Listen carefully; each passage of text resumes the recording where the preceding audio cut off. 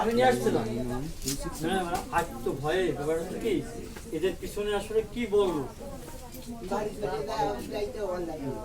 না ফেরদৌস আছে না ফেরদৌস কই ফেরদৌস তোর কোনো ভয় নেই ভয়ের কোনো কারণ আমরা আসি না তার পাশে ডিবি স্যার অতিথির লোক পড়াতে এসপি স্যারের লোকজন আসছে মিডিয়ার লোকজন আসছে হ্যাঁ মিডিয়ার বহুত লোক আসছে দিনেদার থেকে আসছে লোক আরো অনেক দূরের থেকে আসছে নয়ন ভাই আছে ঠিক আছে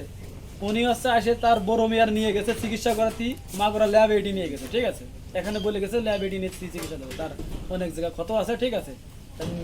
মারধর করছে নিয়ে গেছে একটা মেয়ে মানুষের কাছে তো পুরুষ মানুষ থাকতে পারে না তার সঙ্গে গেছে তার কাকা গেছে রাতে এসে সম্ভবত মনে হয় তার মারে নিয়ে গেছে এটা তো এই পরিবারের লোকজন তো যে বাবা তার তো বুঝাই বলার মতন শক্তি নাই তার তো বেরেন আগে থেকেই সমস্যা এই ঘটনা আগেই সমস্যা মেয়ে মারা যাতে তার বেরেন আরো সমস্যা হয়ে গেছে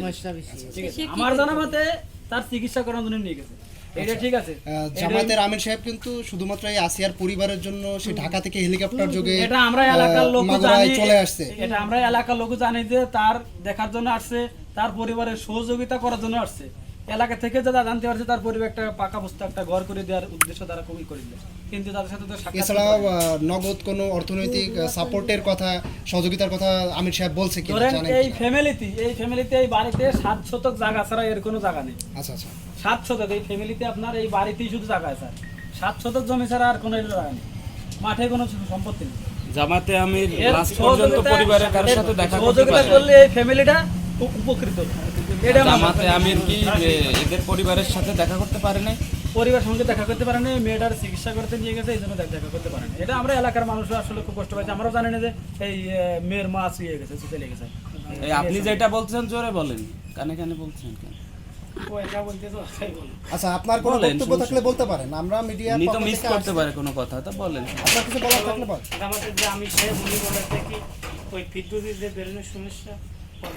স্বাভাবিকভাবে ওনাদের ডক্টর না চিকিৎসার ব্যবস্থা আছে চিকিৎসা দেবে এই আমি এটুকু শুনলাম আমার ভাই ওয়ার্ড সভাপতির জামাতে সে বললেন আচ্ছা আচ্ছা আসলে রাজনৈতিক কোনো চাপ আছে কিনা এই বিচার কার্য ব্যাহত করার জন্য রাজনৈতিক কোনো চাপ না না এখানে এরা তো কোনো দল করে না ঠিক আছে এরা গরিব মানুষ ঠিক আছে ভ্যান চালায় এদের সংসার চলে এরা তো কোনো দলের লোক না এদের পার দলে কত চাপ আসবে ঠিক আছে